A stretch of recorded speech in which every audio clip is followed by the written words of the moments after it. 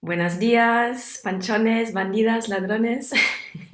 How's everyone doing? Welcome to Mel's Magic. This is episode 9 of season 2. And as usual, Owls and I say hello. I hope you're doing well. Today is Saturday, the 15th of January. And in my calendar, this marks a very special and meaningful day. It was today exactly a year ago that something happened which I didn't think possible at the time. I had fallen in 2019 into a depression which lasted 2 years. And, when we talk about depression, there's a cool range of, there's a whole scale. We use the word quite flippantly sometimes.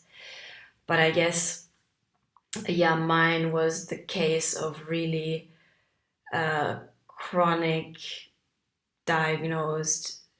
I was up, let's say I hit rock bottom, and there was a time where I couldn't get out of bed anymore. I must admit, I was struggling with suicidal ideation. And yeah, I was desperate. I was really, really desperate.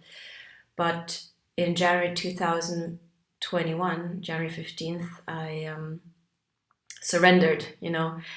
I was at the end of my wits, emotionally, spiritually, physically, mentally, and I basically surrendered to a higher power. And I said, this is it. This is the end of me. If you exist, please help me. I do feel I'm worthy. And I called upon my ancestors and angels and a higher power. And although I'm not religious, it was the last thing that I thought I could do to maybe get me out of that darkness.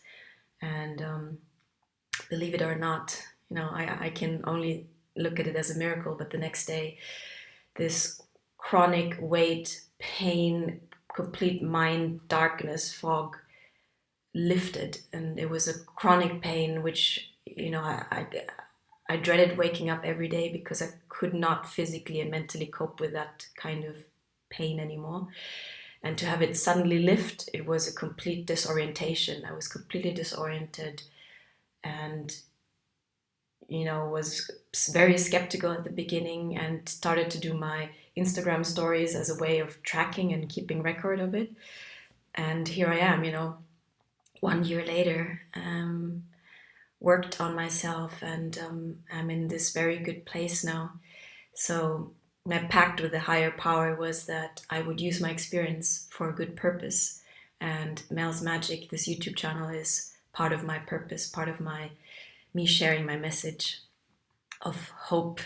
And yeah, so it's a big day for me. It's very personal, but I feel it's so important that I want to share this. And the cards were so fitting, the cards I pulled today. They all point to the same message. The first one I pulled was the Six of Swords again, and we know this card, no? Six of Swords talks about, you see this lady, this girl with a luggage in a ship. She's tired, she's surrendering, she's allowing so-called spirit guides or a higher power to help her move on. She's ready to start a new chapter. She's ready to move into calmer waters. Although some of the birds are in the background and there's a kind of nostalgia there. She's kind of half still looking back, but she knows that she has to move forward. It's time to move forward. The Ten of Swords I pulled afterwards from the original Raider Waite Tao is it's the same thing. It's the end of a cycle. It looks very radical, this card, I guess because it is, Ten of Swords. We're at the end of one cycle. We've given it all. Maybe we've been or felt betrayed. Maybe we've experienced a lot of hurt, a lot of pain in the past. Maybe we've gone through a lot of suffering. But this cycle of suffering is finished now. There's nothing left. There's only resurrection left after this card. And The next card talks about just that, you know. It's this reminder that we have the inner strength.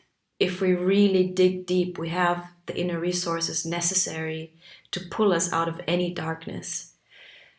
We have the strength, we have the courage, we just need to tap into it. And if you need to, do open yourself up to a higher power. You know, they say that our spirit guides and our angels are the most unused, or our spirit team are the most unused resources. But if we ask, we will receive. If you knock on that door, it will open. And I've had plenty of proof of that happening. And I really believe that if you surrender and ask for guidance, for help, for support, for a sign, it will be given to you. You have to trust and you have to have some faith and believe when that sign appears. But most of all, it's a reminder that we have that inner strength. Inside of us, there is a lion, a strength we can tap into to take that first step into the unknown, into this next chapter, and that requires leaving behind all the pain that we've gone through. There's also kind of loss, because even though something was very painful, letting it go is a form of mourning or grief. You know, maybe we've gotten so accustomed of carrying this baggage, ours or given to us, you know, maybe from our lineage, ancestors. So we have to allow ourselves and trust ourselves that we are able to let this go, that we have the strength to start anew, afresh. And the Oracle card I pulled is, isn't it crazy? It's just underlining the same message. This is the number 45. And there's this lady stepping over a bridge, and it's a bit misty. Not everything is clear, but she sees a door at the end of the bridge.